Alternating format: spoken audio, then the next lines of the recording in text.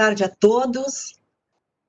Sejam bem-vindos a este evento, organizado pelo Comitê Gestor Local de Atenção Integral à Saúde do Tribunal de Justiça do Rio Grande do Sul, e que traz por tema saúde integral e imunidade em tempos de pandemia.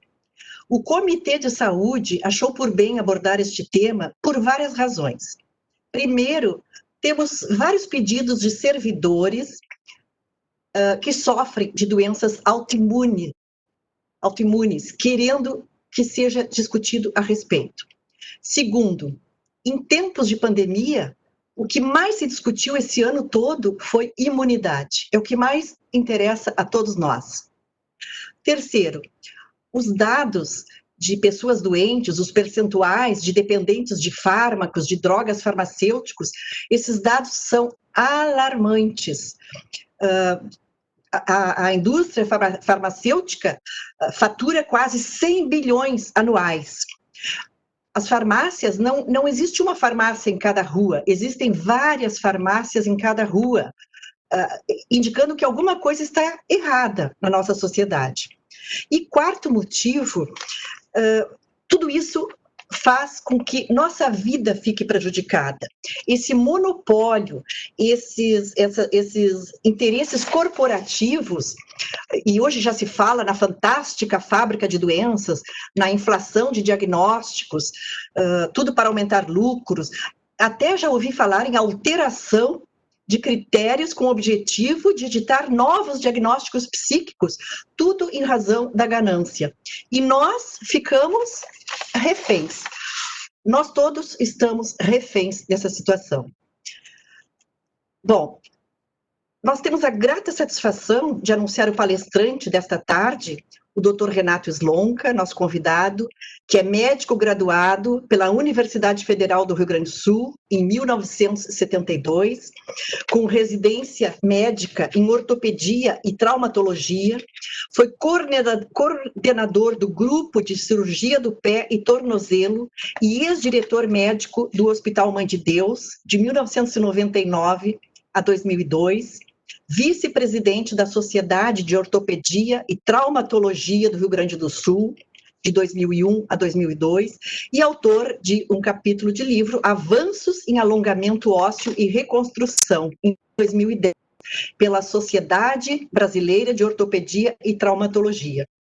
E há pelo menos 4 anos, dedica-se exclusivamente ao estudo dos benefícios da vitamina D e suas aplicações nas patologias do sistema músculo-esquelético e ao tratamento de doenças autoimunes.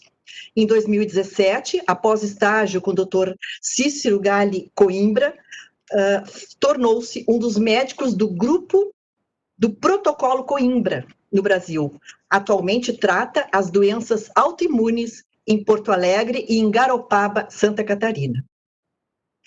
Eu aproveito para dizer que, ao final da apresentação do Dr. Slonka, abriremos espaço para perguntas que podem ser enviadas pelo ícone Perguntas e Resposta, que vai aparecer na tela do Webex, embaixo à direita. E os integrantes da equipe de apoio, Annelice Bolzan e Paulo Petri, repassarão as perguntas ao palestrante. Aproveitamos também para informar que este evento está sendo gravado e será disponibilizado futuramente para quem quiser assisti-lo. Então, de imediato, eu passo a palavra ao nosso palestrante, Dr. Renato Slonka, e desejo a todos um proveitoso encontro. Dr. Renato. Muito obrigado.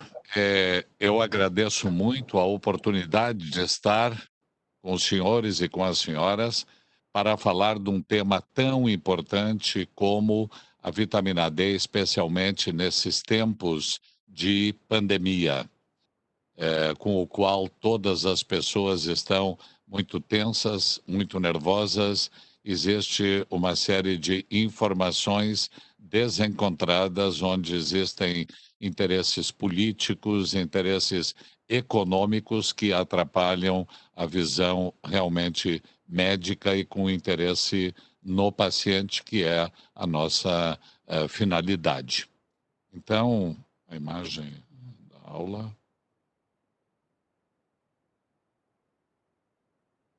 Muito bem. Então, a nossa palestra vai versar sobre o papel da vitamina D nas doenças autoimunes e no Covid-19.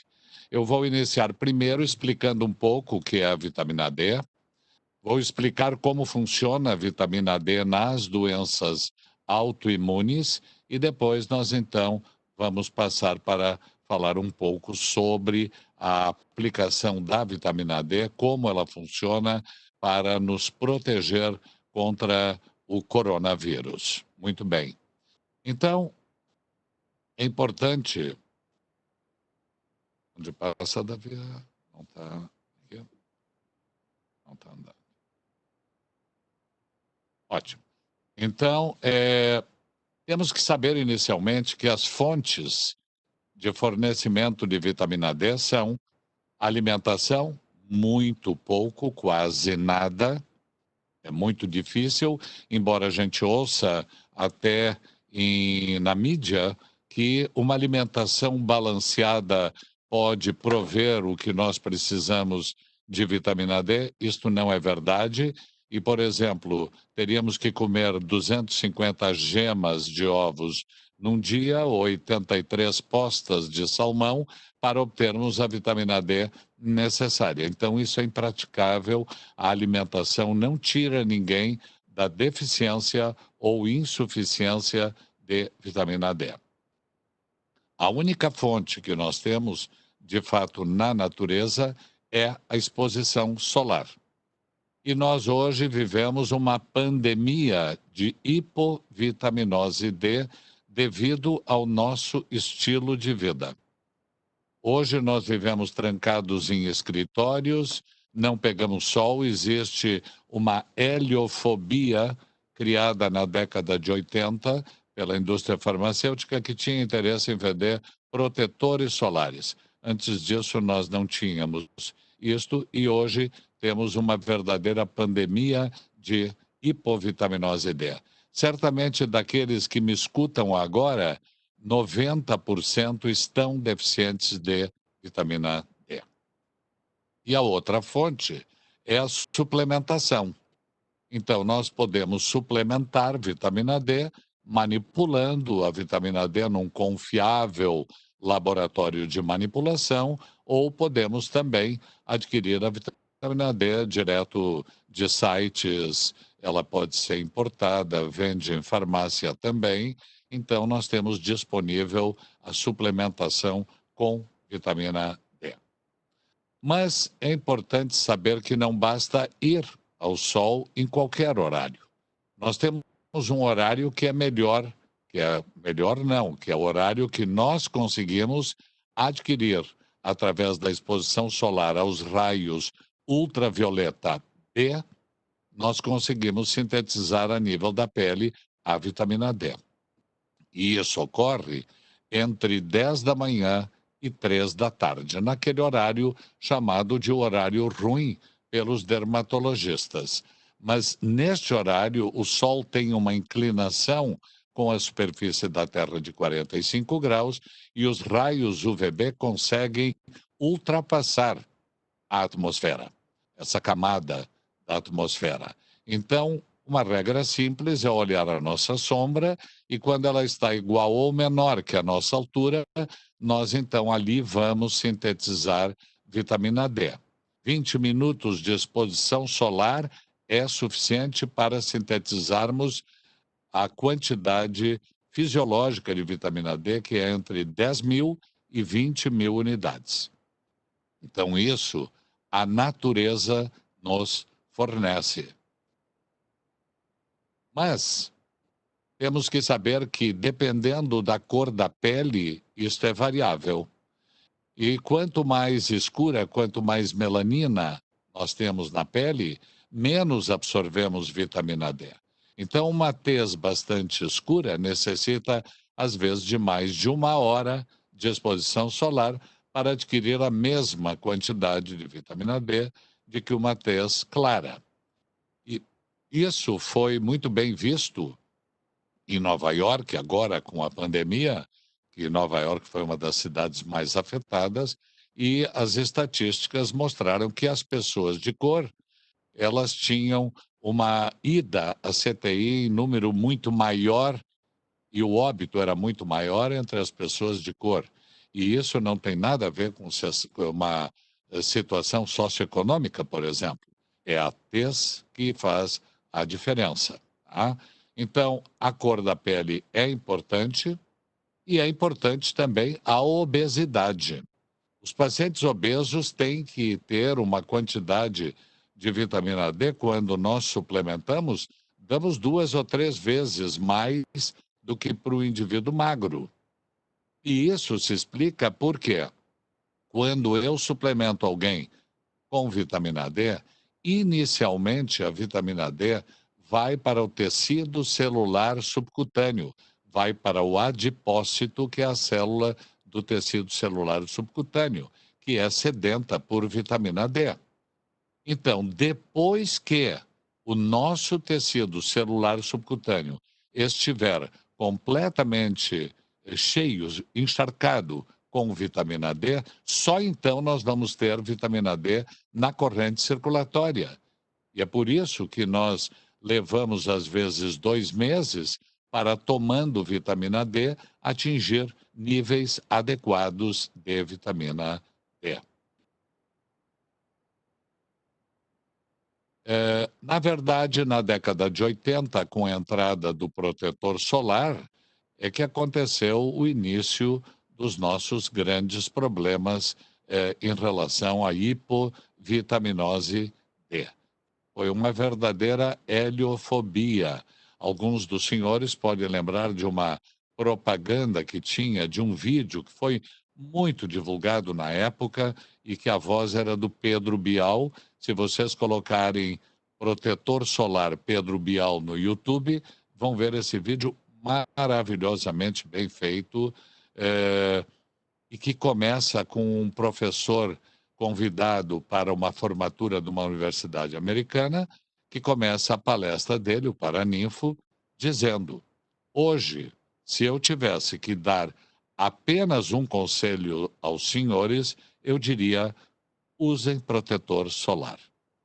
E aí entra uma música maravilhosa, gente saudável dançando, jovem, um vídeo muito bonito, mas não mostrava os pacientes com câncer, a tuberculose que avança muito, inclusive está de volta agora por conta desta pandemia de hipovitaminose D.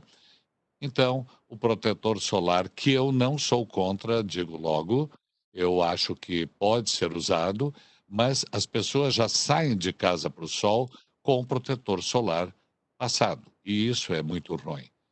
Temos que, pelo menos, dar um tempo para pegar o sol sem protetor solar, sintetizarmos a nossa vitamina D e depois, então, botarmos o protetor solar, se assim o desejarmos. Vejam então nesta imagem, à esquerda nós temos todas aquelas coisas que levam a gente a ter uma deficiência de vitamina D. As principais são a quantidade de melanina, o sol, por isso então nos países nórdicos com invernos longos, nós temos uma quantidade muito maior de esclerose múltipla, de doenças autoimunes, a obesidade, a mala absorção, tá? E levando isso às consequências que estão do lado direito, desde as neurológicas, como esquizofrenia, depressão, infecção, doenças autoimunes, câncer, osteoartrite e várias outras doenças que dependem, para que não aconteçam, de nós termos bons níveis de vitamina D. O problema foi que, quando começou o uso da vitamina D, e ela foi descoberta quando aconteceu uma grande pandemia de raquitismo na Europa, e o raquitismo, então, era a falta de cálcio nos ossos, e deformavam os ossos, e as pessoas tinham baixa estatura com deformidades, se descobriu que no norte da Noruega isso não existia. E isso se devia à dieta, mais precisamente ao bacalhau, ao salmão, e, na verdade, extraíram daí, então, o óleo de fígado de bacalhau, que continha, então, essa substância erroneamente chamada de vitamina D. Porque, na verdade, a vitamina D é um hormônio e não uma vitamina. Mas naquela época não se sabia, como já existia a vitamina A, B e C, pela ordem, essa substância foi chamada de vitamina D. Naquela época, se combatia o raquitismo com doses de 600 unidades por dia e isso ficou. Tá? Então, hoje, nós temos, quando recebemos um exame laboratorial, que estamos insuficientes quando estamos abaixo de 20, que estamos deficientes entre 20 e 30, e que o normal que nós, do grupo, do protocolo Coimbra, aceitamos é aquilo que a Sociedade Americana de Endocrinologia dá como valores normais, que é entre 40 e 100 nanogramas por ml. Mas o Institute of Medicine, desde aquela época, e em 2010, disse que 600 mil unidades por dia é suficiente. E isso, então, levou a vários problemas de saúde, porque essa dose definitivamente não é suficiente. E vários estudos, como o do Dr. Michael Holick, de Harvard, em Boston, mostram que se nós dermos 100 unidades internacionais de vitamina D, isso vai nos dar apenas 0,7 nanogramas por ml a mais. Ou seja, como exemplo, uma pessoa que tem 14 nanogramas por ml, deficiente, toma 600 unidades e vai para 18,2. Continua insuficiente. Então, isto não resolve o nosso problema. Mas eu gostaria de passar para vocês a informação de como a vitamina D trabalha dentro do nosso organismo, mais exatamente dentro da célula do sistema imunológico, que é o lugar mais importante, é a ação mais importante da vitamina D. Então, a nossa vitamina D passou pela pele, fígado e entra dentro da célula do sistema imunológico sob a forma inativa da vitamina D, que é o 25-hidroxi-D3. Sob a ação de uma enzima chamada 1-alfa-hidroxilase, essa vitamina D se transforma na forma ativa da vitamina D. E aqui surge o primeiro problema. As pessoas podem ter um defeito genético, que nós chamamos de polimorfismo, desta 1-alfa-hidroxilase. E aí não conseguem transformar a forma inativa na forma ativa, trazendo problemas e doenças. Esta forma ativa da vitamina D passa pelo receptor da vitamina D, aqui VDR, Vitamin D Receptor, e a partir da passagem pelo receptor da vitamina D, três coisas acontecem. Primeiro, aumenta o número de linfócitos T reguladores. Hoje se ouve, quando não vê notícias sobre a pandemia de Covid-19, se ouve muito falar de linfócitos T. São os que nos protegem. Também aumenta a quantidade. E aqui houve um problema, ou é de cor, não está aparecendo dentro da bolinha verde o sinal de mais. Aumenta também as beta-defensinas e as catalecidinas, que nos protegem. E diminui, não se enxerga agora o sinal de menos, tá? O TH17, essas células TH17. Então, a ação da vitamina D ali é aumentar essas coisas muito boas para nós, linfócitos T reguladores, catalecidinas beta-defensinas, e diminuir este TH17, que eu vou explicar agora o que é. Quando nós entramos no Google Acadêmico, que é o nosso site de busca de trabalhos científicos publicados, não é aquele Google que se paga e pode pôr alguma informação. Aqui são trabalhos científicos publicados. Nós colocamos, por exemplo, lúpus e TH17. e vamos ver que existe 41 mil e poucos trabalhos falando sobre o aumento do TH17 no lúpus. E assim por diante, nós vamos ver na esclerose múltipla também um aumento de TH17. Vários trabalhos falam na psoríase, também 35 mil trabalhos, aumento do TH17 na psoríase e aumento do TH17 no câncer. Isso aqui foi um slide que eu fiz há mais tempo, quase 100 mil. Hoje, certamente, temos mais de 100 mil trabalhos falando que TH17, produzido dentro desse sistema imunológico, quando não está eficiente, aumenta o câncer. E aumenta o autismo, que hoje nós sabemos ser uma doença autoimune e tratável pelo protocolo Coimbra, também com altas doses de vitamina D. Temos aqui 3.500 trabalhos praticamente mostrando que TH17 está aumentado. Pois bem, quando nós colocamos no nosso Google acadêmico TH17 e vitamina D, nós vamos ver que o trabalho da vitamina D dentro da célula do sistema imunológico é diminuir, suprimir TH17.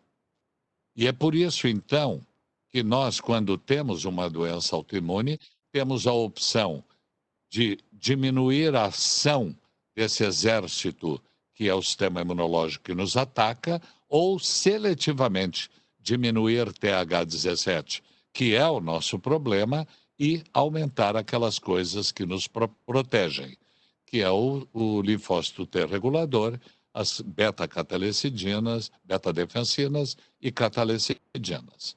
Pois bem, aqui temos um trabalho científico, só para exemplificar, no qual mostra que vitamina D suprime essa parte ruim que está ligada a todas as doenças autoimunes. Então, o que nós vamos fazer? Nós vamos destruir parte desse exército que agora passa a nos atacar numa doença autoimune, ou vamos regulá-lo com vitamina D? Claro que a melhor opção é regular e manter íntegra essas células do sistema imunológico que estão, então, aumentando aqueles fatores, aquelas proteínas que nos protegem. Recomendo aos senhores a leitura deste livro, Dirty Genes. Este Ben Lynch é um médico que fala muito sobre isso, na otimização da nossa saúde através do controle dos nossos genes. Quando eu entrei na faculdade de medicina em 1967, eu aprendi que se está escrito num gene que nós vamos ter câncer, ou que vamos ter uma esclerose múltipla, ou que vamos ter uma artrite reumatoide, enfim, o que está escrito no gene vai acontecer. E ponto final. Depois, com o tempo, e principalmente com o projeto Genoma Humano, que eu já vou explicar o que é, nós passamos a entender que nós não somos escravos dos nossos genes. Nós podemos alterar essa genética. E é o que nós vamos ver aqui. Porque na década de 80, as doenças todas explodiram. Foi um número muito grande de pacientes com câncer, com doenças autoimunes. O autismo, então, foi uma explosão brutal. Nós tínhamos, em 1975, um autista para cada 5.000 crianças. Hoje, nós temos um autista para cada 20 crianças. Então, um grupo de epidemiologistas procurou o governo dos seus países, muito preocupados em fazer alguma coisa para descobrir a causa das doenças. Porque até então, e hoje em dia ainda, nós tratamos os sintomas e não a causa das doenças, o nascedouro das doenças. Pois bem, então, este grupo, que foi liderado por Estados Unidos, Japão, China, França, Alemanha e Inglaterra, mas vários países participaram, inclusive do Brasil, fizeram o que se chamou Projeto Genoma Humano, que tinha a finalidade de descobrir por que dois irmãos gêmeos univitelinos com o mesmo DNA, um vive até os 90 anos, 100 anos, sem nenhuma doença, e o outro teve câncer, teve esclerose múltipla e várias doenças. Então, o projeto Genoma Humano visava descobrir isto. E eu vou agora passar a explicar para os senhores o que é o projeto Genoma. Mas antes disso, eu tenho que fazê-los entender um pouco o que é um gene.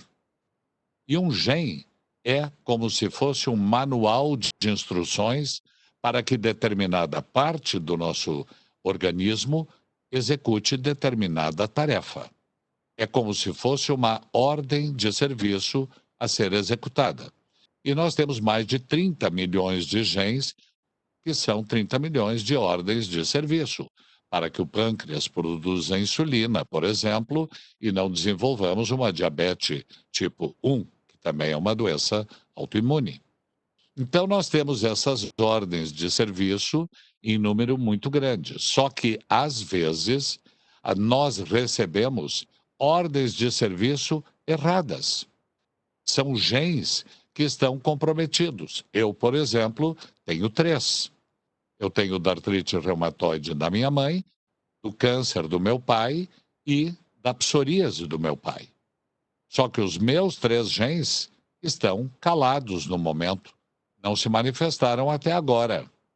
E nós vamos entender, os senhores entenderão já em breve, por que alguns genes se manifestam e outros não. Por que um dos irmãos viveu sem doença nenhuma e o outro teve várias? Isso é muito importante entender. Nós temos 3 tipos de gene. Um que se manifesta quando nasce, lábio leporino, síndrome de Down. Nós temos um gene, que é este que eu expliquei agora, que tem predisposição a ter a doença. Pode ter, pode não ter. Se os senhores têm na família algum caso ou vários de câncer, não significa que os senhores e as senhoras vão ter câncer. Tem predisposição. E existe o terceiro tipo de gene, que é o que Ben Lynch chamou de genes sujos. São os genes que nós estragamos. Mas, puxa vida, como é que nós podemos estragar um gene? Uma das formas que nós temos é a poluição eletromagnética. São esses aparelhos que todos os senhores estão olhando agora, e eu também. É o micro-ondas, é o celular, é a antena de telefonia móvel, cabos de alta tensão, transformadores, roteadores, torres de transmissão de energia. Está mais do que provado, basta botar no Google acadêmico poluição eletromagnética e câncer, poluição eletromagnética e doenças autoimunes, e vão ver a relação que existe. Eu tenho em Novo Hamburgo uma família que mora num prédio onde metade do prédio tem câncer porque alugou o terraço para TIM, para Oi, para colocar antenas de telefonia móvel e, com isso, economizar no condomínio. Então, isso é um dos fatores que detona um gene nosso. O outro é agrotóxicos. Então, nós vamos ver que o glifosato mais comum agrotóxico usado no Brasil e no mundo, ele tem uma relação muito íntima com autismo. Então, aqueles que trabalham diretamente em contato com agrotóxicos vão gerar filhos com problemas muito sérios neurológicos. Tá? E o terceiro tipo de fator que detona um gene é o estresse. E não temos como evitar o estresse nos dias de hoje, especialmente agora em meio a uma pandemia. Então, o estresse, e eu vou mostrar logo logo, como ele faz para que nós tenhamos doenças autoimunes e câncer. Então, nós estamos vendo aqui já um dos motivos pelos quais, em 80, explodiram todas as doenças. Tá?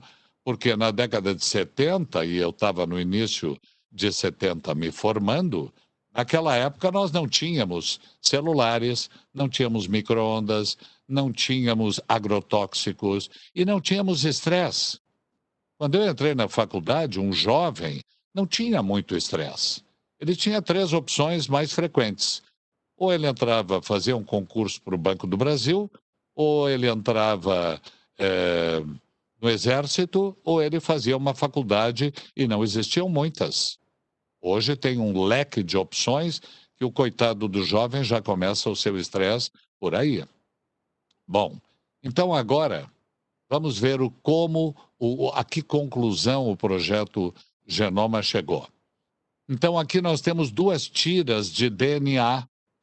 Cada uma dessas tiras, não sei se enxergam a minha setinha, cada uma dessas tiras tem 30 milhões de genes e aqui nós vamos representar dois genes, um frente ao outro. Esses dois genes são o mesmo gene, têm o mesmo nome, executam a mesma tarefa, é o mesmo manual de instruções. Um veio do pai, outro veio da mãe, e eles se chamam de alelos. Ao lado do gene temos uma área que se chama de promoter, que, como o nome diz, é onde o gene, é através do qual o gene executa a sua tarefa. Quando temos um problema de ordem genética, nós dizemos que o gene se expressa, se manifesta de determinada maneira. Isso passa a ideia de que o gene fala, se manifesta. E nós vamos usar essa metáfora aqui para dizer que o gene fala. E este gene aqui, que eu marco com um X, da doença autoimune, do câncer, enfim, é um gene que fala e está dizendo só bobagem a partir de determinado momento da vida. Começou a dizer bobagem. E nós temos que calar a boca desse gene. E ainda usando das metáforas, para isso nós usamos uma tira de esparadrapo, que é um metil, um CH3, um carbono, 3 hidrogênios, que funcionam ali como um esparadrapo. E nós temos no nosso corpo uma enzima que se chama DNA metiltransferase. O nome já diz, transfere metil para o DNA. Então, ele pega e coloca metil lá, esparadrapo, e o nosso gene agora está metilado, calado, esparadrapado, como estava antes de ter a doença, como estava quando nasceu. Depois é que houve a desmetilação e os senhores vão ver como. Este processo se chama metilação do DNA, que se estuda na epigenética e que é a verdadeira mágica da natureza. Pois bem, se nós temos tantos genes que podem trazer problemas, eu tenho 3, tá? Os senhores, cada um dos senhores deve ter 2, 3, 5, não sei. Alguns já se manifestaram, outros estão em vias de. Nós precisamos ter no nosso organismo uma fábrica de metil, uma fábrica de esparadrapos, que se chama SAMe, que é S-adenosilmetionina, que produz metil, entrega para o DNA metiltransferase distribuir, desde que tenha vitamina D em quantidade suficiente. Então, aí entra o papel da vitamina D. Tá? Pois bem, não basta ter vitamina D, essa é a notícia ruim.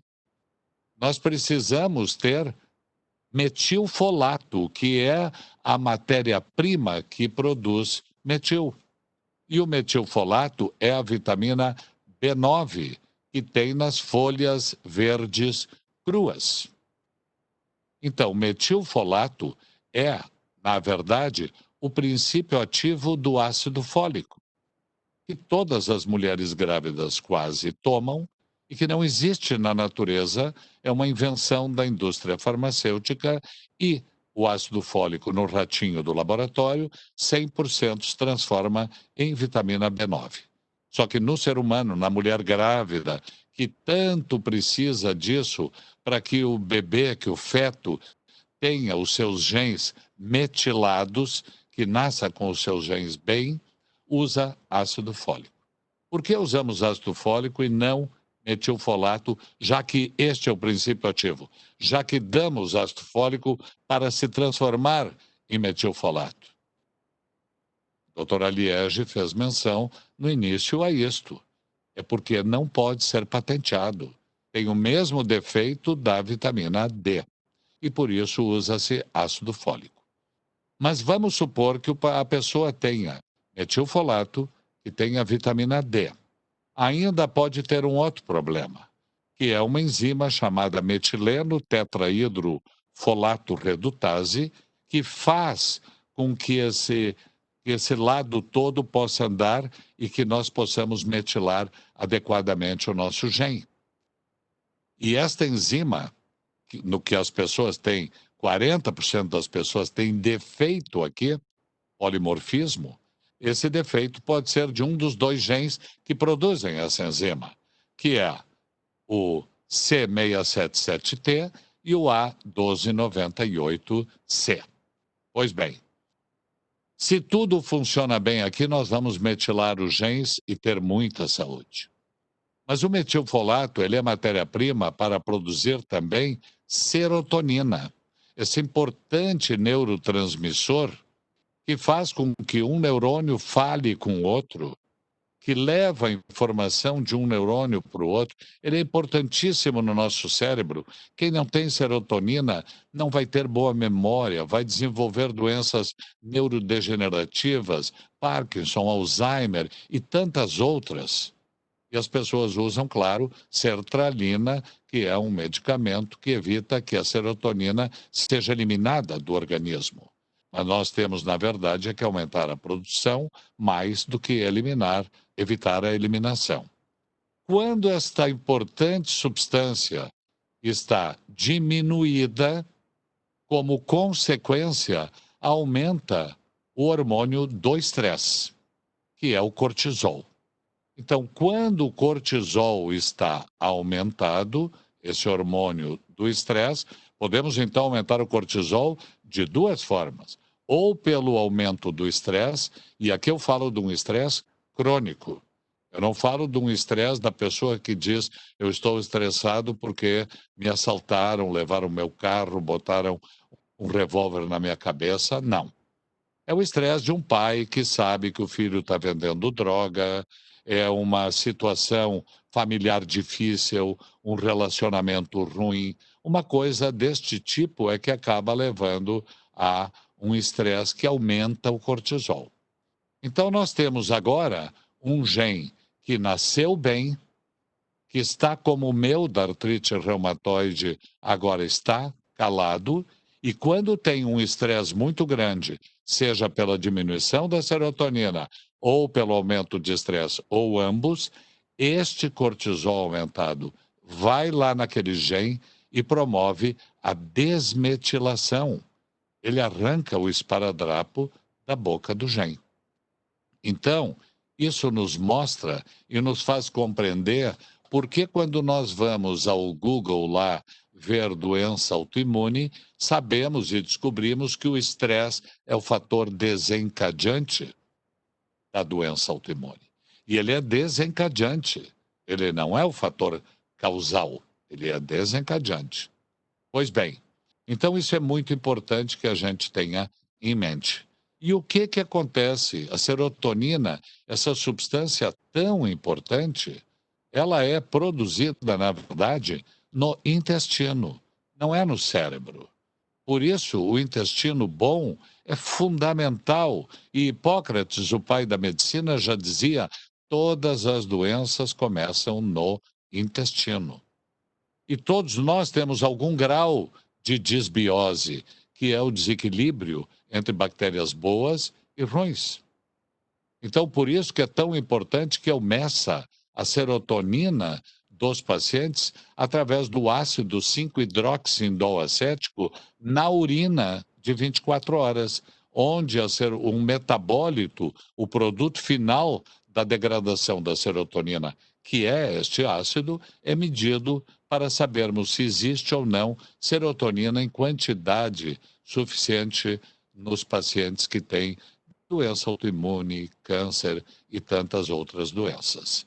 Então, isso tudo se chama ciclo dos folatos e explica quase todas as doenças. Mas às vezes eu encontro uma mãe com um filho que tem dermatite atópica, que é uma doença autoimune que castiga muito a família toda, porque a criança não dorme, consequentemente a família também não, com coceira em todo o corpo e fica uma situação muito horrível.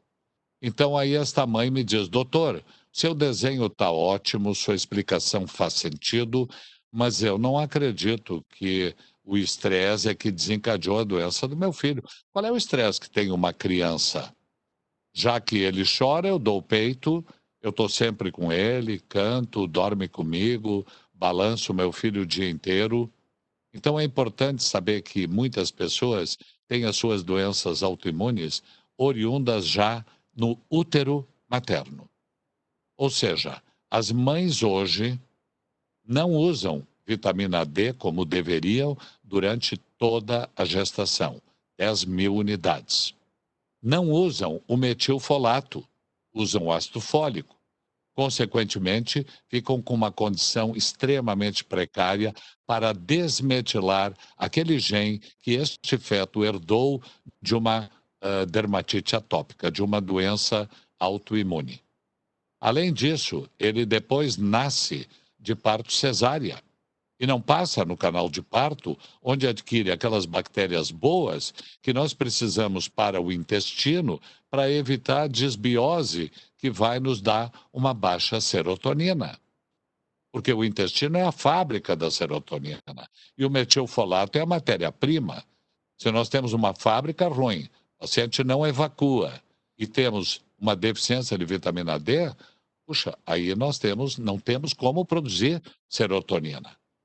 Então, esta criança já nasce com a sua doença autoimune ativa, ou nasce com um gene quase completamente desmetilado.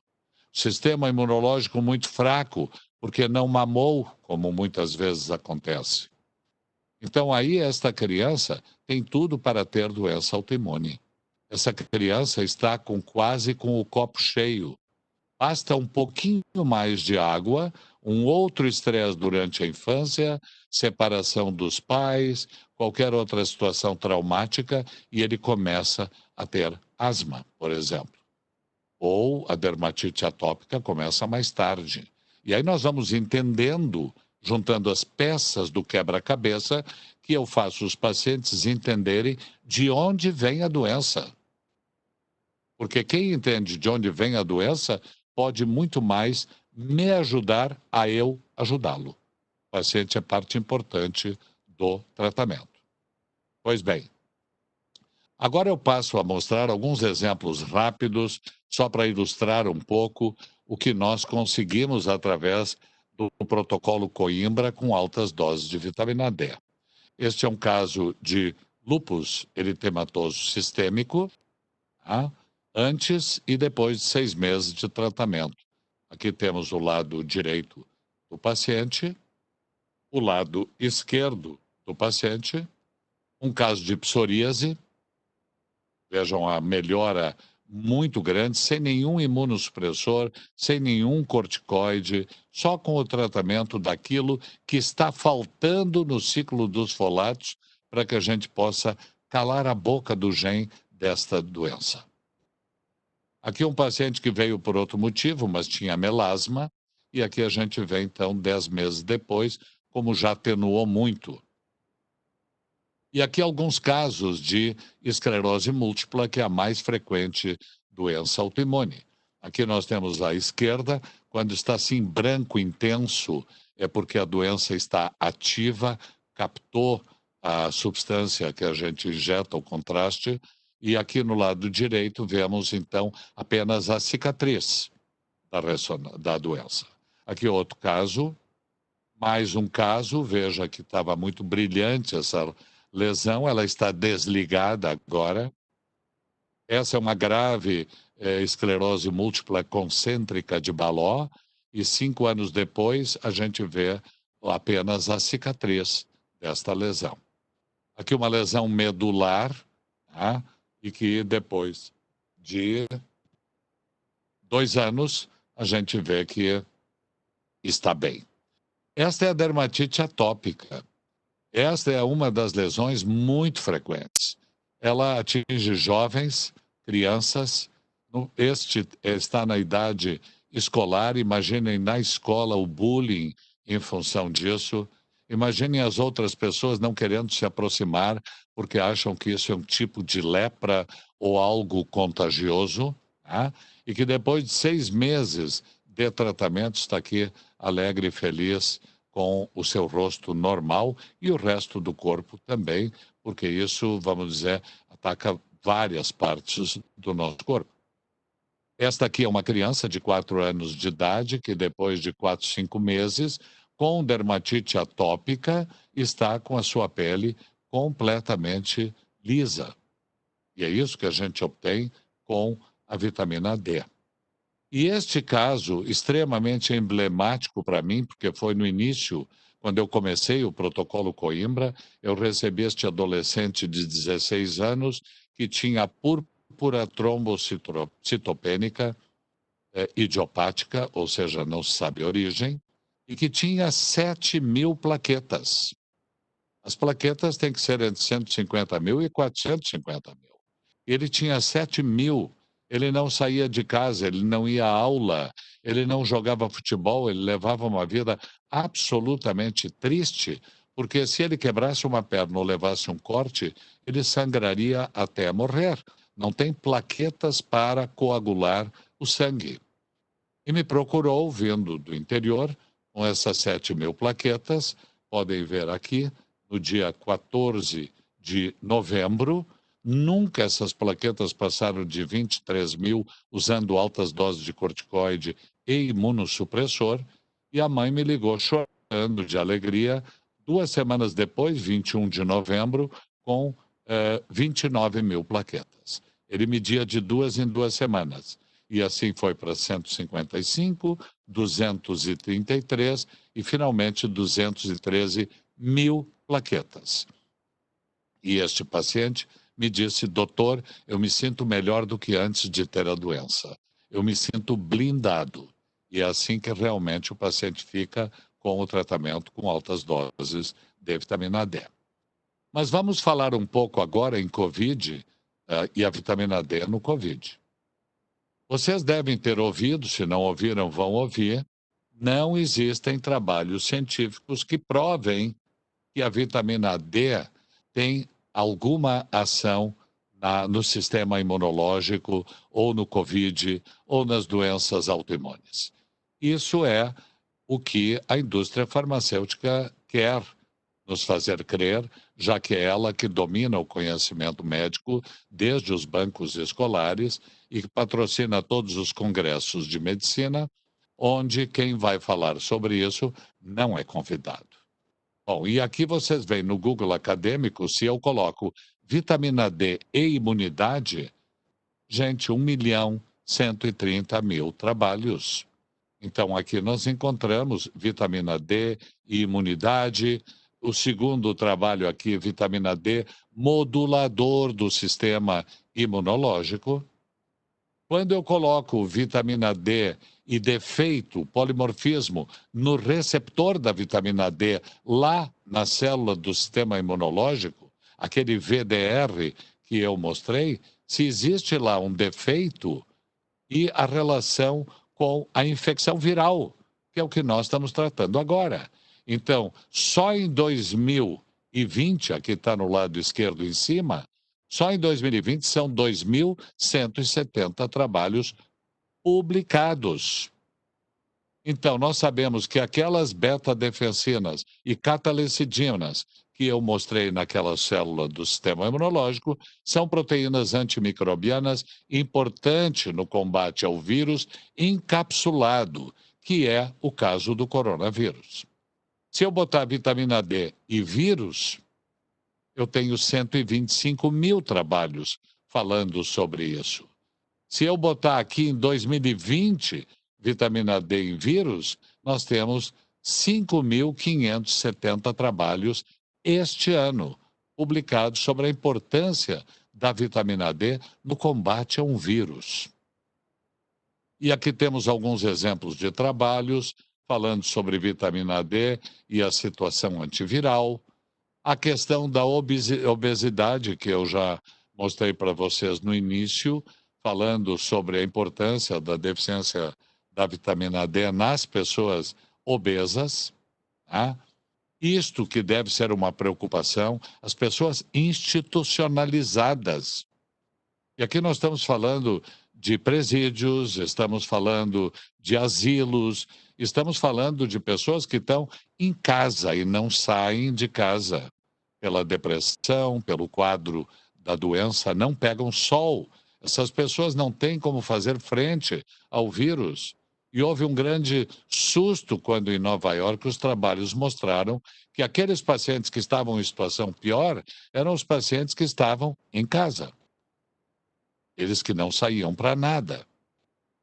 Então, aqui começa-se a falar em uma dose única grande de vitamina D, que talvez os senhores já tenham ouvido falar na internet.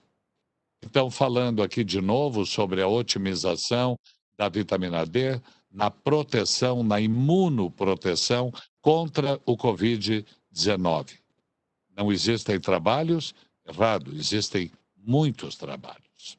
E aqui se fala sobre a dose de 600 mil unidades, dose única, que é o que nós damos hoje para aquele paciente que tem vitamina D muito baixa, nunca fez uso da vitamina D. Nós iniciamos com uma dose de 600 mil unidades. Por quê? Porque eu já expliquei que a vitamina D, inicialmente, vai para a gordura. E nós não podemos esperar 2 meses para que uma dose de 10 mil ou 20 mil unidades vá para a corrente circulatória e execute o seu maravilhoso trabalho. Então, nós estamos em meio a uma guerra. Eu preciso, em 3, 4, 5 dias, que a vitamina D esteja na corrente circulatória. E por isso damos uma dose única de 600 mil para encharcar o tecido subcutâneo, tecido celular subcutâneo, e a partir daí, com 20 dias depois, começamos com uma dose de manutenção. Essa dose de manutenção varia conforme o peso, e eu já vou explicar isso mais adiante.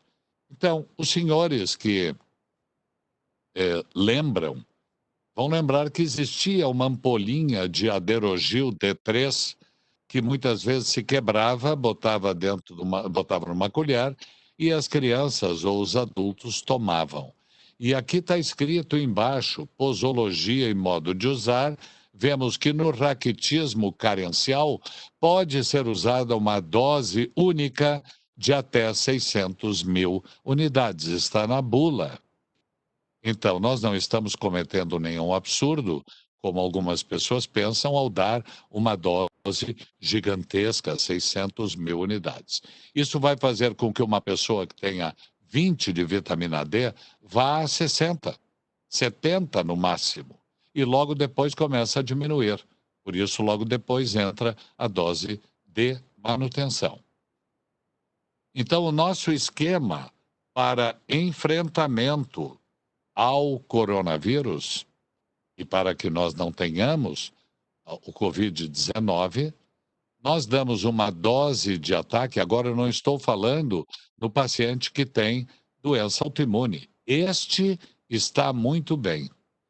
Este tem no seu sangue 200, 300 nanogramas por ml de vitamina D, que assusta muita gente, mas que nós sabemos que não tem problema nenhum, se bem controlado. Então, nós temos aqui um paciente que é um paciente que não tem doença autoimune e que vai ao médico porque diz, doutor, eu quero me proteger.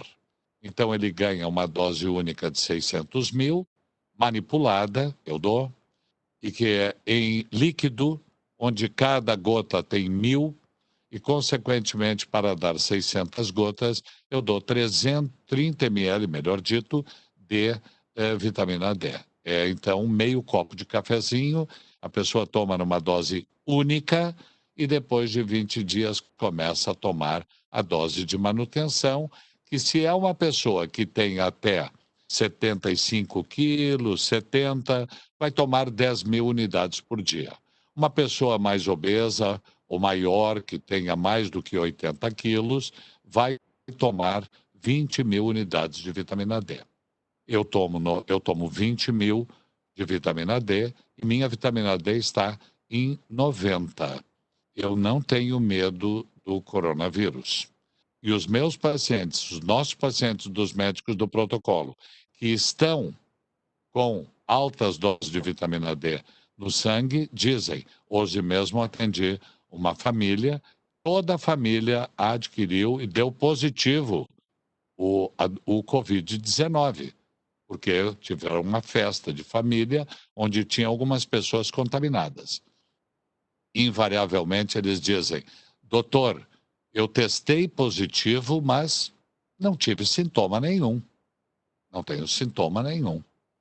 E é isso que acontece. Ou tem uma gripezinha muito, muito simples. Uma dorzinha de cabeça, um mal-estar, um dia depois, 2 dias depois, passou. É isso que vai acontecer com quem tem altas doses. Por quê? Porque nós estamos fortalecendo o nosso sistema imunológico para ele executar o trabalho para o qual ele foi feito. Simples assim. É que ele não pode fazer esse trabalho hoje porque 90% da população está deficiente de vitamina D. E aí dá no que dá. Nós temos todo esse caos na saúde por causa disto. Muito bem. Mas, para aqueles que dizem isto é perigoso e vitamina D pode intoxicar, de fato pode, altas doses pode. O nosso paciente do protocolo pode intoxicar. Por isso que ele tem que tomar 2,5 litros de água por dia e nós fazemos exames que nos garantem a segurança renal. Não é só dar vitamina D. Nós medimos a calciúria de 24 horas. O paciente fica juntando urina 24 horas para levar ao laboratório e eu saber quanta urina está passando pelo rim e evitar que se deposite no rim, dando nefrocalcinose, que é uma doença séria. Medimos a creatinina, o cálcio no sangue, o cálcio iônico, ureia, e temos vários marcadores que nos garante que essa pessoa toma vitamina D e está muito bem. Então, assim cuidamos dos nossos pacientes. E, finalmente, estamos nos aproximando do final. Eu deixei para o fim esse slide, onde está escrito em cima que uma figura vale mais do que 1.000 palavras. Nós temos esse trabalho executado na Indonésia.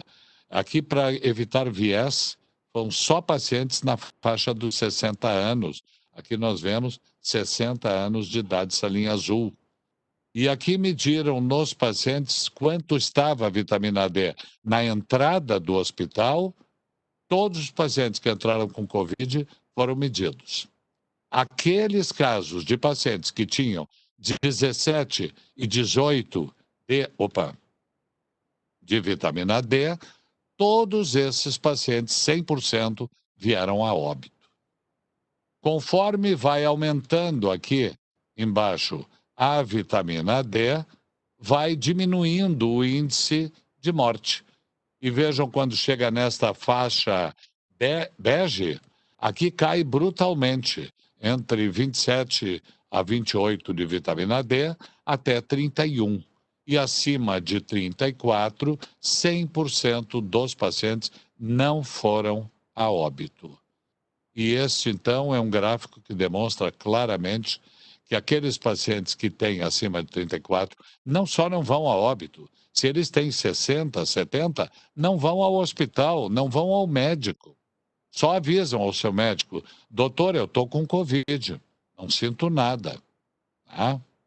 Então, aqui eu faço a menção à prefeita da cidade de Cristal, a Fábia Richter, com a qual eu mantenho um contato bastante frequente na orientação, bem como o Dr. Cícero Gali Coimbra, porque ela, na sua cidade, no seu município de 8.000 habitantes, fez com que a prefeitura desse à população a dose de 600.000 unidades. E depois a dose de manutenção. Que maravilha se o Estado pudesse dar isto em vez de dar imunossupressores, imunobiológicos, que são pedidos aos senhores através de ações contra o Estado para que possam fazer o seu tratamento das doenças autoimunes com um tratamento simples, barato, até porque comprando em quantidade é muito barata. A prefeita conseguiu que, desde o início da pandemia, se tivesse apenas 6 casos de Covid que não tiveram nenhum desfecho importante. O hospital está muito bem e a CTI não necessita ser utilizada. Finalmente, o meu agradecimento às 2 pessoas que mudaram a minha vida. Dr. Cícero Gali Coimbra, que foi o meu mentor, médico formado em Porto Alegre, na URGS, em 79, que fez seu pós-graduação nos Estados Unidos e depois na Suécia. Hoje dirige o laboratório de pesquisa da Unifesp, em São Paulo, e é a maior autoridade do mundo em altas doses de vitamina D. E o Dr. Michael Holick, o maior pesquisador do mundo em vitamina D, de Harvard, em Boston. Meu contato com esses dois é a alegria da minha vida e me garante que eu possa sempre continuar dando aos meus pacientes o melhor. Então, agradeço muito a atenção dos senhores e me coloco agora à disposição. Por favor, gostaria que tivessem muitas perguntas. Obrigado.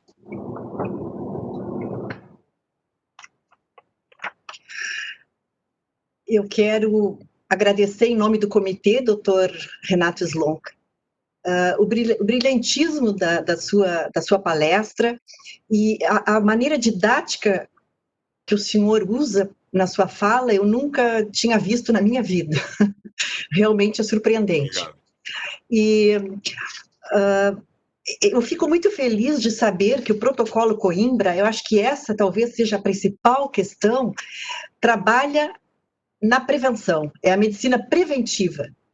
Nós queremos prevenir que as pessoas fiquem doentes. Eu acho isso simplesmente maravilhoso. Eu agora vou passar a palavra para as perguntas, mas antes, as pessoas, enquanto vão elaborando suas perguntas, eu mesmo tenho curiosidade, de certa forma o senhor já falou indiretamente, mas eu queria que o senhor abordasse um pouquinho mais a questão da vitamina D na gestação, para gestante e nas crianças de pequena idade. E o autismo também, mas o autismo o senhor já falou bem. Eu gostaria de falar um pouco mais da gestante. Bom, eu adoraria que todas as secretarias de saúde dos municípios, que todos os postos de saúde que têm na mão todas as gestantes, porque eles fazem o pré-natal aí, pudessem distribuir vitamina D e metilfolato, vitamina B12, B9, desculpe, para todas as gestantes. Nós sabemos que esta deficiência que faz com que a gente tenha problemas muito grandes na infância, no autismo, nas doenças autoimunes. Então, existe um deputado, o deputado Everton, deputado federal do Paraná, com o qual eu tive o prazer de fazer uma live também sobre isso, e que tem a intenção de levar isso adiante para que possa haver um projeto que eu gostaria muito que fosse adiante. Eu até tenho um projeto esboçado sobre isso, para que nós possamos dar vitamina D para a população, especialmente as gestantes. Tá? Nós evitaríamos grandes problemas na infância. Tá? O autismo é uma delas.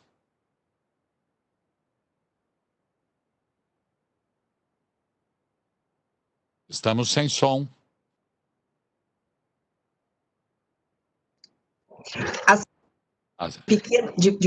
De tenra idade, o senhor recomenda também? Sim, nós quando temos, por exemplo, a mãe quando amamenta está dando vitamina D que ela toma para a criança. Tá?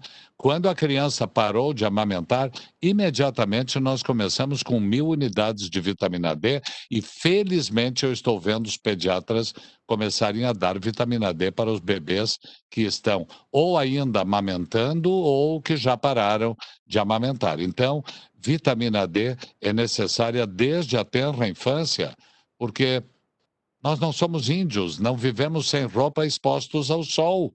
Então, as crianças também são super protegidas. Deus me livre de deixar a criança pegar um pouco de sol e se queimar. Então, nós não temos fonte de vitamina D.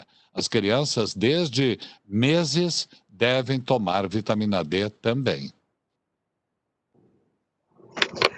E mais um questionamento a respeito da neurociência ou da depressão, da diabetes tipo 2, enfim, aquelas doenças, as doenças mais relacionadas à neurociência e também a diabetes tipo 2, se há uma correlação.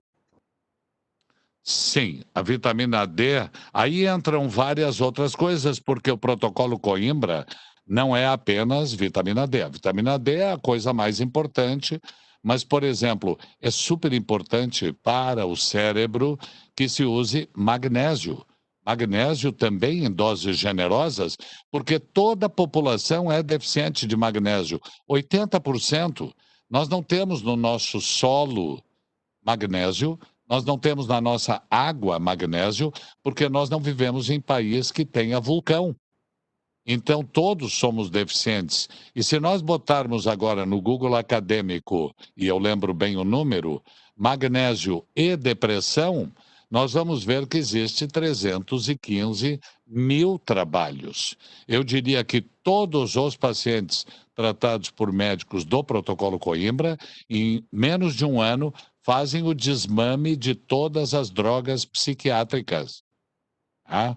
Porque o melhor antidepressivo que existe é o magnésio, é a vitamina D, é a melatonina produzida pela nossa glândula pineal, é produzida pelo nosso cérebro, mas aos 30 anos de idade todo mundo já começa a diminuir a sua produção de melatonina. Ômega 3, fundamental, é a gordura boa que o cérebro necessita. Então vejam que existe um conjunto de coisas que nós usamos para tratar e para melhorar o Alzheimer, o Parkinson, as doenças neurodegenerativas, por um caminho que é natural, que não é remédio. Tá? Então, com o tempo, nós desmamamos quase todas as drogas que os pacientes usam. Tá? Ele mesmo, o paciente, deixa, não é nós que tiramos a medicação, até porque seria antiético. É o paciente que vem e diz: doutor, sinto que não preciso mais, estou me sentindo muito bem, cortei o medicamento XY e agora me sinto muito bem. Dr. Renato Slonka, uma vez eu ouvi de um médico, há muitos anos atrás, que um dia ainda se colocaria na água, assim como se coloca cloro, se colocaria um remédio para depressão. É talvez mais ou menos isso que se está falando. É verdade, mas não precisa ser na água. Eu É. acho que todo mundo deveria tomar vitamina D e não deveria usar cloro, não deveria usar É. flúor na pasta de dente, tudo isso são inimigos. Eu tento usar, na medida do possível, pasta de dente infantil, criança que não tem flúor, tá? Porque o flúor faz mal dentro do nosso organismo. Então, sim, vitamina D um dia todos deveriam usar. Mas seria muito ruim, porque os investidores da indústria farmacêutica não gostariam muito disso. Sim, com Nós certeza. vivemos, e a senhora disse, muito bem dito, que a prevenção é o melhor. Eu gostaria de dizer, prevenção não dá lucro. Sim, O que dá exatamente. lucro é doença. É. Tá? Bom, eu acho que vou abrir o espaço agora para perguntas, né? Já fiz minhas perguntas ao doutor Slonka. Agora eu passo a palavra ao Petri, a Analice. Não sei se já tem perguntas aí. Desembargadora, boa tarde. Doutor Slonka, boa tarde. Sim, nós temos algumas perguntas que ficaram registradas aqui. Eu imagino que algumas já tenham sido respondidas, mas até por respeito a quem participou, encaminhando perguntas, eu vou lê-las e também quem foi o remetente, daí se o senhor entender de complementar a sua resposta, por gentileza. A Daniela Araújo perguntou: gostaria de saber qual é o recomendado para as mulheres grávidas que têm esta deficiência de vitamina D.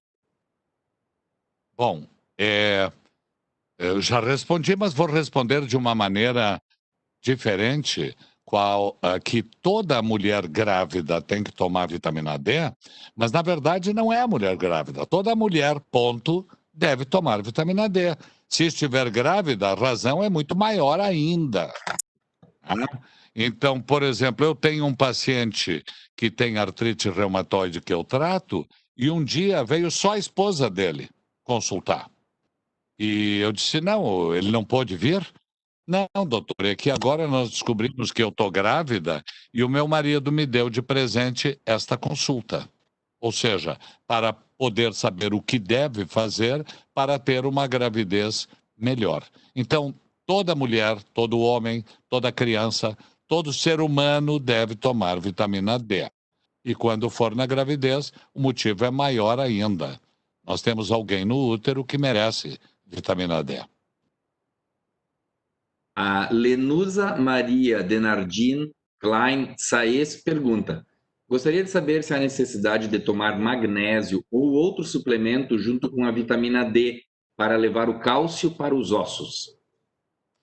Sim, foi respondido, mas eu vou aproveitar para levar o cálcio aos ossos. Nós temos a vitamina D.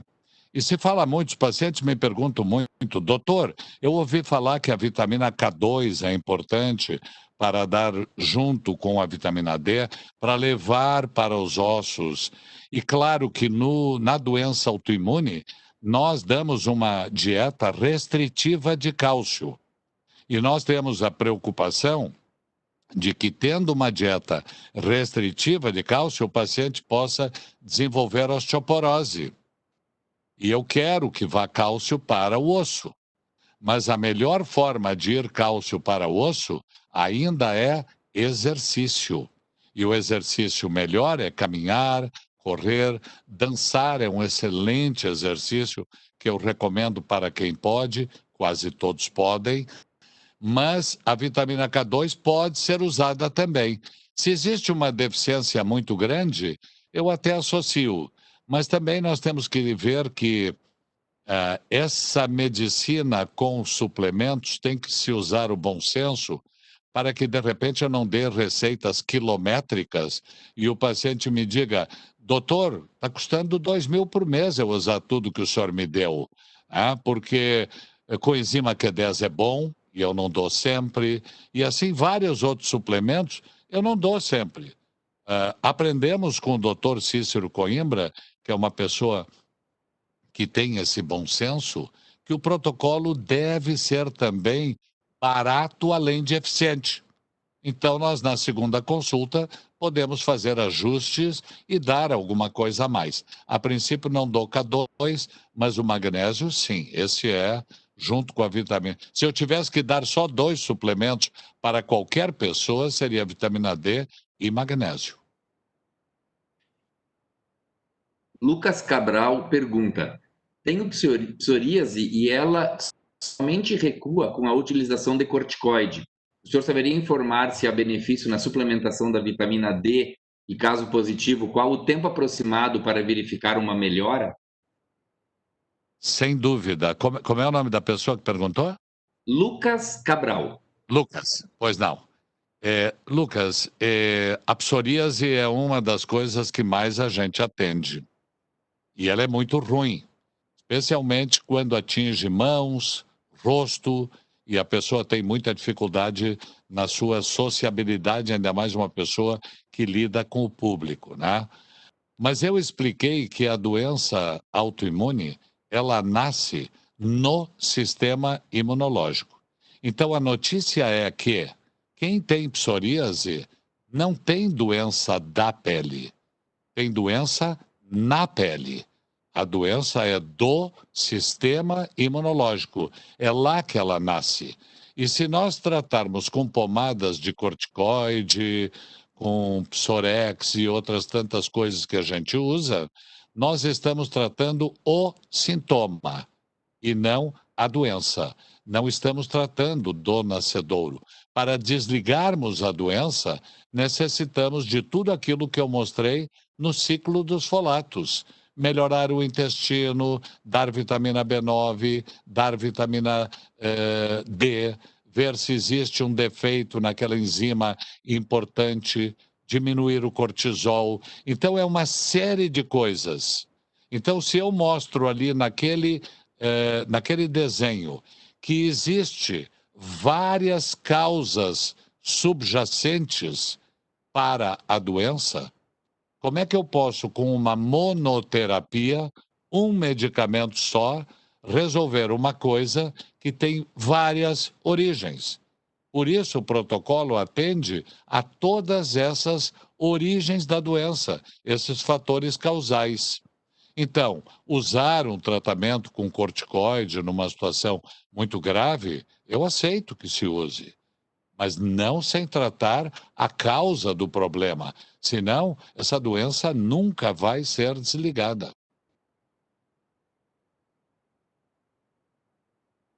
Doutor Slonka, a Liane Holmes faz uma pergunta que ela é também compartilhada pelo nosso vice-presidente, desembargador Ícaro, que está prestigiando o evento também, que é a seguinte pergunta: existe alguma forma de reduzir a exposição à poluição eletromagnética? Sim. Bom, o mais simples é afastar-se dela, claro. Sim. É. Hoje eu fico muito preocupado que hoje, por exemplo, eu atendi uma família e que foi online e vi a criancinha pequena, como todos vocês veem, netos e filhos, agarrados num computador fazendo seus joguinhos para que na mesa fique calmo. Nós estamos trazendo problemas. Então, nós temos, primeiro, que afastar-se disso, deixar o celular carregando no banheiro e não do lado da cabeceira, com as suas ondas eletromagnéticas. Eu recomendo a pessoas, alguns mostram que abrem a janela da sua casa e enxergam uma antena de telefonia móvel. Chame um físico que vai vir com instrumentos dele e vai dizer qual é o grau de radioatividade que tem ali, como esse mesmo físico faz num lugar onde tenham um serviço de radiologia.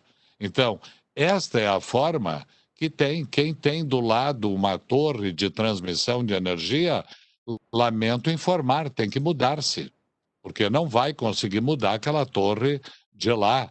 O poder de quem colocou a torre é muito maior do que o meu ou de vocês, então é muito difícil. O jeito é se afastar. Tá?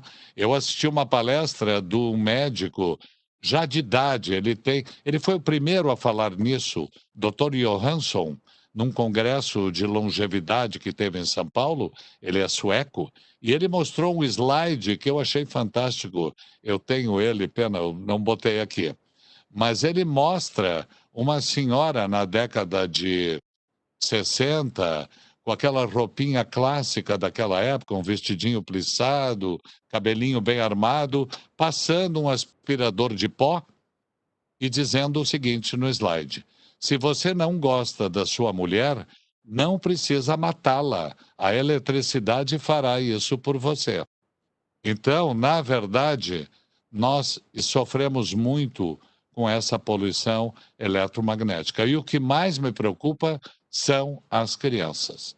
Elas vivem agarradas num celular, num tablet, numa época em que o cérebro delas está em formação.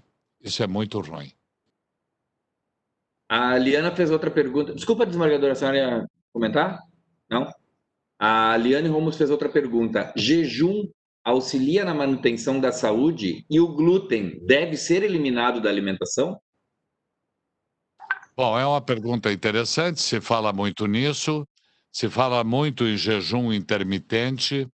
Eu acho que o jejum intermitente é bom, mas eu não sou nutrólogo, não sou a pessoa melhor para poder dizer o porquê disto, mas é importante que se faça o cuidado com a alimentação.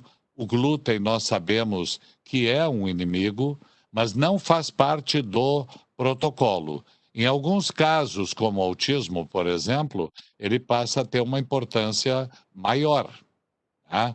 Mas, na verdade, tente imaginar o seguinte: um paciente vem ao consultório e eu digo, o senhor agora vai fazer o protocolo, não pode comer nozes, amendoim, grãos, comida libanesa, açaí, leite, derivados, aquele queijo que o senhor gosta, pizza e tudo isso, e começa um ai, ai, ai bastante grande na hora que ele vê isso. E ainda vou dizer, mas não é só isso, meu senhor. Ainda tem tudo isso que é o glúten e tudo. Bom, o paciente não vai aderir ao tratamento. Nós podemos fazer o tratamento diminuindo apenas o glúten com um bom senso. Se puder diminuir, eu digo, não faz parte do protocolo, mas é bem-vindo. Eu estimulo, mas não digo que não pode ser tratado sem cortar o glúten. Analice tem perguntas para fazer? Analice vai prosseguir? O som está desligado, Analice. Está desligado o microfone.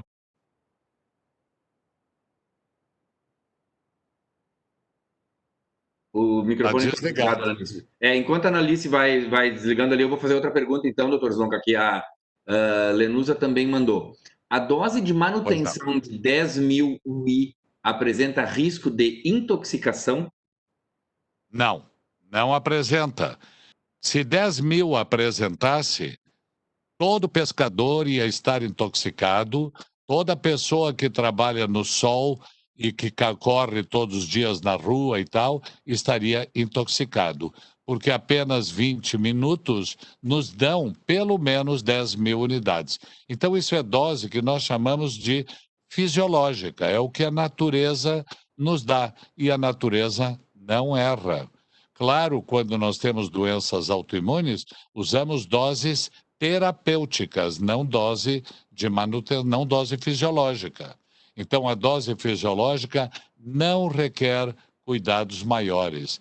E dependendo do peso, com 10.000, algumas pessoas não conseguem nem chegar ao nível máximo de vitamina D, que é de 100 nanogramas por ml. Desaliege, eu vou continuando com as perguntas quando a senhora achar conveniente. Por fim, eu estou indo aqui aproveitando que tem muitas perguntas e são realmente interessantes. O Gilson Mar, da Costa Martins, pergunta: toda a população de Cristal, que o senhor mencionou na sua explanação, tem acompanhamento médico na utilização da vitamina D? Sim, tem. Na verdade, existem médicos envolvidos, são eles que prescrevem a vitamina D e não é prescrito por um burocrata ou um político, mesmo sendo a Fábia Richter é engenheira, desculpe, ela é enfermeira e tem conhecimento bastante grande, mas é prescrito por médico. E quando existe algum problema que possa, porventura, necessitar de uma orientação, ela sabe que pode contar comigo, com o Dr. Cícero, com a equipe do Dr. Cícero, porque todos nós temos interesse que todo mundo pudesse usar vitamina D. Em paralelo também às perguntas, muitos participantes aqui que estão assistindo ao evento estão elogiando, dando-lhes parabéns, dizendo da excelência da palestra e de que o senhor é extremamente didático, como realmente a todos nós pareceu. Então, eu estou repassando para o senhor os elogios que lhes são dados. Uma pergunta de Juliana Beazambuja Dias. Gostaria de saber se existe contraindicação ao uso da vitamina D para crianças de 3 anos. Não, nenhuma. Na verdade, crianças de 3 meses pode tomar vitamina D se não estiver mais amamentando. Mesmo amamentando não vai dar problema. A vitamina D não tem um efeito cumulativo. Então, as pessoas perguntam, poderia ser uma pergunta aqui, mas se eu estou tomando 20.000 unidades de vitamina D e vou ao sol, que vai me dar vitamina D também, eu não vou ficar com vitamina D demais? Bom, o nosso organismo é sábio. Ele sabe quando diz basta, não precisa mais. E dali para frente ele não vai absorver mais vitamina D. Então ele sabe qual é a dose que nós necessitamos. Então vitamina D não tem efeito cumulativo. Doutor Renato, eu acho que talvez seja bom esclarecer que uma criança não tomaria essa dose de 10.000 unidades, né? Essa é uma dose para adulto. É uma dose para adulto. Não, Exato. Eu disse que a dose, talvez eu tenha que frisar um pouco mais. Eu falei, mas foi muito en passant, que a dose para criança é 200 unidades por quilo de peso. Uma criança de 15 quilos tem que tomar 3.000 unidades de vitamina D. De uma maneira mais simples, nós poderíamos dizer, a cada 5 quilos, nós damos 1.000 unidades. Uma criança de 20 quilos vai tomar 4.000, como a minha neta. Uma criança de 25 quilos, 5.000, e assim por diante. Esta é a dose fisiológica e a criança pode comer o seu pedaço de pizza, pode usar o seu queijo, porque está usando aquilo que a natureza lhe daria se essa criança morasse na beira da praia. O senhor respondeu a pergunta da Lenusa, que justamente era sobre a dosagem para crianças, né, que não são mais bebês. Bom, Lisete Seben perguntou: li em um artigo que se o indivíduo está com seus índices normais de vitaminas, a ingestão dessas seriam expulsas pelo organismo. É o que o senhor acabou de responder, pelo que eu entendi, né? O corpo Exato. é sábio. Não, mas acontece que o normal é bastante variável. Tem gente que pode achar que 40 nanogramas é normal. Eu quero 90 para mim, como eu tenho hoje, né?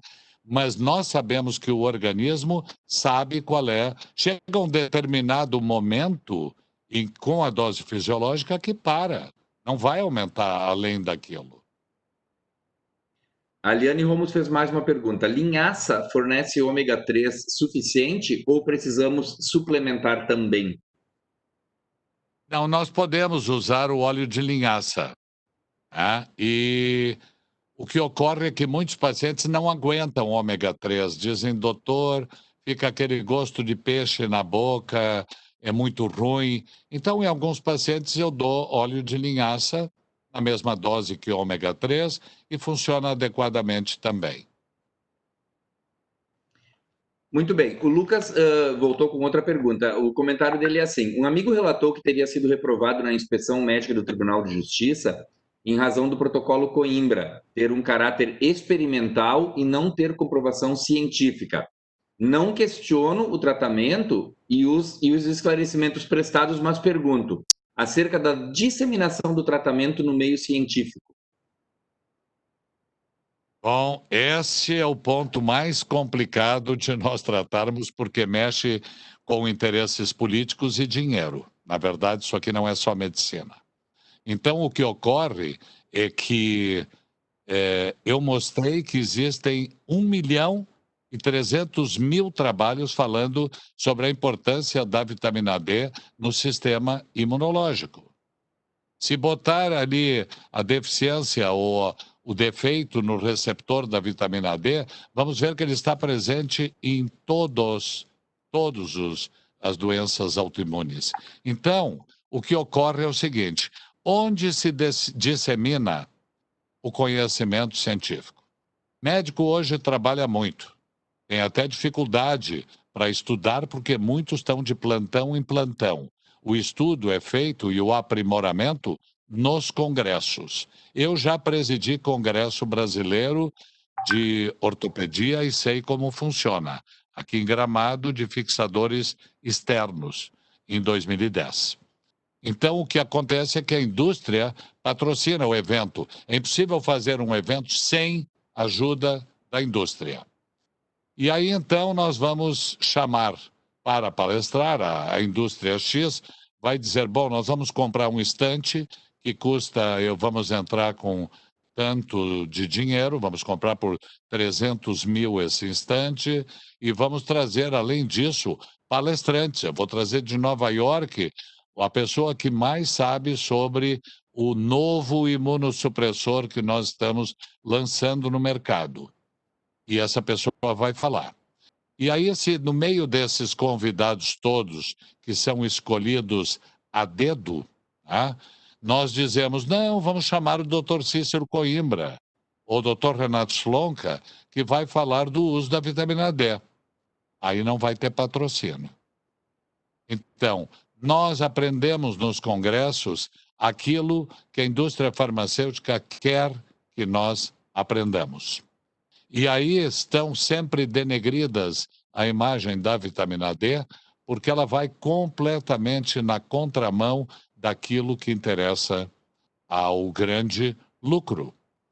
A desembargadora citou, mas o SUS compra em um ano em torno de dados do IPEA, não são meus.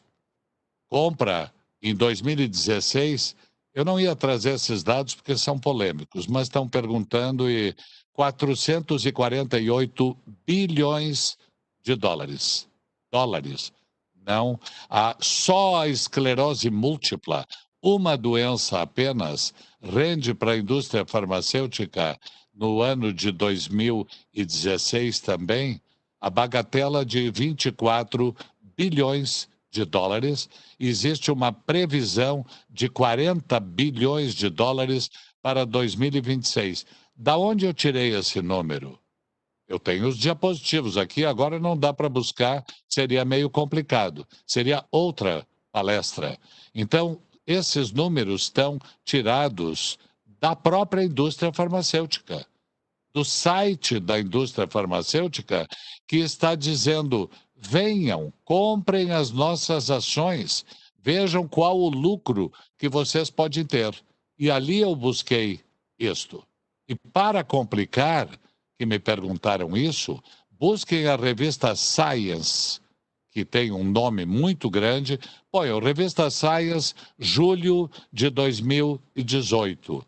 E vão ver a capa, que aparece uma grande cápsula se abrindo de comprimido, caindo dólares e médicos juntando esses dólares com os seus aventais, porque a comprovação existiu de que gente no FDA é comprada para a liberação deste ou daquele medicamento para uso, para que seja dado, porque assim como aqui nos Estados Unidos, eu tenho pacientes que consultam online, também pode entrar com uma ação e ganhar o seu medicamento, que lá custa 20 mil dólares ou qualquer coisa do gênero. Claro que eu não estou dizendo que na Anvisa aconteça isso, mas nos Estados Unidos aconteceu. Então, existem tantos interesses por trás disso e que fica até difícil falar e até nem me agrada muito falar, porque o interesse maior não é a saúde da pessoa, do ser humano que está na nossa frente. Muito bem. A Denise Ouriques, nossa colega, gostaria de saber se há alguma contraindicação na ingestão de vitamina D para quem tem hipertensão. A única contraindicação é que meça bastante a sua pressão, porque ela vai cair muito. E os pacientes têm que diminuir as doses do antihipertensivo, sob pena de passarem mal, porque a vitamina D baixou muito a pressão. Então, os pacientes também vão ter esse benefício, mas tem que abrir o olho, porque vai diminuir bastante a pressão. E aquela dose de antihipertensivo, o próprio cardiologista vai dizer: opa, aqui temos que diminuir a dose. Então, é isso que acontece com a vitamina D na hipertensão. Na arritmia também. Se botarem no Google acadêmico esse site de busca, trabalho sobre magnésio e arritmia, vão ver que o magnésio diminui a arritmia. Desaliege, são 20 para 7. Se a senhora permitir, eu continuo perguntando. Tem ainda diversas perguntas, fico bem assim à sua disposição. Eu acho que mais 5 minutos, doutor Renato, pode ser? Por mim, o meu próximo compromisso é só amanhã de manhã. Não sei o doutor Guzmão aqui, que está me assessorando. Mas 2 perguntas, eu acho. Pois não. Acho que sim. Não, e só prova realmente o interesse da força de trabalho do judiciário, né? Muitas pessoas ainda estão online perguntando. O Sérgio Cunha de Aguiar fez o seguinte questionamento: assim como a depressão, o tratamento com vitamina D beneficia pacientes com problemas psiquiátricos, como bipolaridade, síndrome do borderline, esquizofrenia na substituição de remédios, ele é promotor de justiça, né? Uma pessoa de fora da nossa instituição também está acompanhando o evento. Sim, nós conseguimos melhorar muito os problemas de ordem psiquiátrica. E, na verdade, aí o tratamento é um pouco diferente. A gente usa niacina, vitamina B3, usa outros produtos, outras substâncias, mas fica um alerta aqui de que aquelas pessoas que usam lítio não podem tomar altas doses de vitamina D indiscriminadamente, porque o lítio aumenta da hipercalcemia, aumenta o cálcio na circulação, e se eu uso alguma coisa como vitamina D, que também vai puxar mais cálcio do intestino, nós podemos ter problemas renais. A outra coisa é anastrozol, que é uma substância que muitas mulheres que estão em tratamento para câncer de mama também usam para diminuir o seu estrógeno, e isso aumenta também a captação de cálcio. Mas nós sim podemos tratar transtorno bipolar, uma série, no mínimo, em alguns pacientes muito complicados, essas substâncias que nós usamos vão diminuir o uso do que estão usando, vão atenuar muito a doença e vão ajudar bastante. Então, eu só para avisar, Desaliage, então a gente vai combinar o seguinte, nós vamos repassar as perguntas que não foram respondidas ao Dr. Slonka, para que as pessoas então tenham essa resposta, e eu faço a última pergunta da nossa colega Jaqueline Butelli. Ela disse que a palestra é muito elucidativa e a pergunta é sobre ministrar vitamina D em pacientes com Alzheimer. Se há algum efeito em diminuir os efeitos ou retardar a doença?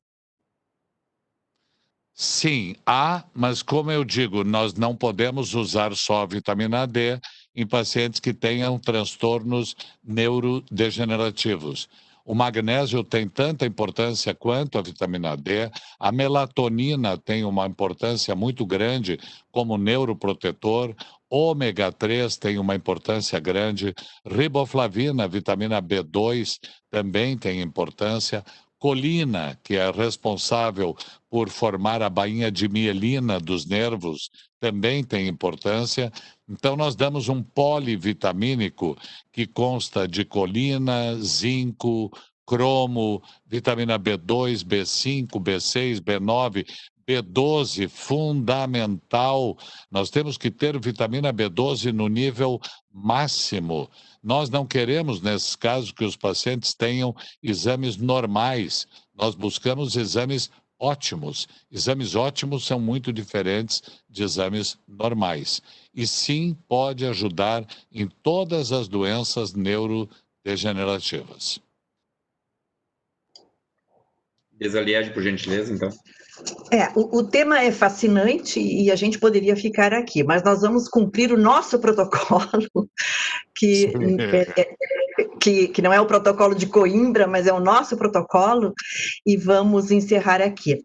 Eu gostaria de agradecer mais uma vez, Dr. Renato Slonka, pelas respostas dadas aos questionamentos apresentados, pela brilhante palestra, pela sua forma didática maravilhosa, eu fiquei impressionada, não fui só eu, pelo jeito. E se alguma pergunta ficou sem resposta, ela será encaminhada ao palestrante para que possa responder em um outro momento.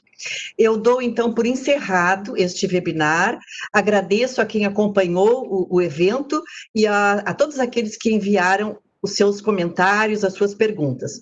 Desejando a todos um bom final de tarde, um bom descanso. Abraços. Muito obrigado. Até logo, doutor Renato. Até logo, muito obrigado, e eu também agradeço muito a oportunidade. Obrigada.